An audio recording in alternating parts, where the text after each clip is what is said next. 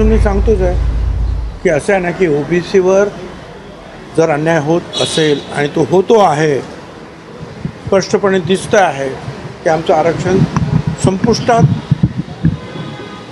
येतं आहे आता. कारण त्याच्यामध्ये संपूर्ण मराठा समाज हा कुणबी दाखले देऊन घुसवण्यात आलेला आहे बॅकडोअर एंट्रीने. आमचं म्हणणं होतं की मराठा समाजाला आरक्षण द्या, ते वेगळं द्या. त्याच्यासाठी तुम्ही आयोगाची स्थापना का केलं आहे, काम सुरू झालेलं आहे, ते क्युरेटिव्ह पिटिशन करतात, ते द्या. परंतु जे आहे झुंडशाहीच्या पुढे नमतं घेऊन बॅकडोअर एंट्रीने जे आहे लाखो दाखले देण्याचं काम सुरू आहे. परत त्यांचे सगळे सोयरीने आमकं तमकं. त्याच्यामुळे ओबीसी, भटक्या, विमुक्त यांचं आरक्षण संपुष्टात येत आहे. मग आम्हाला दुसरा पर्याय काय?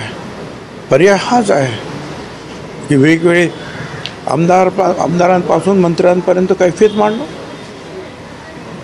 कोर्टात जाऊन आमची कैफियत सादर करणं, लोकांची जागृती करत रॅलीज आणि जे काही मोर्चे काढून आक्रोश जो आहे तो मांडणं.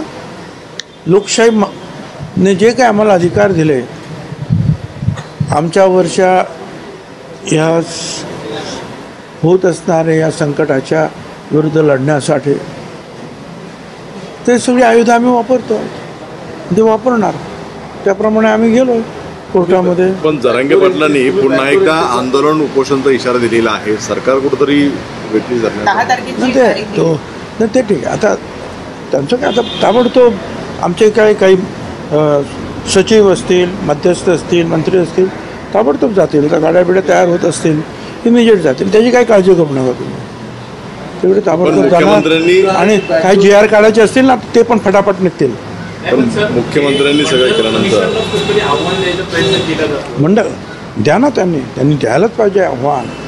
काय, कारण त्यांच्या एवढा ज्ञानी जो आहे ह्या हिंदुस्थानात दुसरं कोणी आहे का?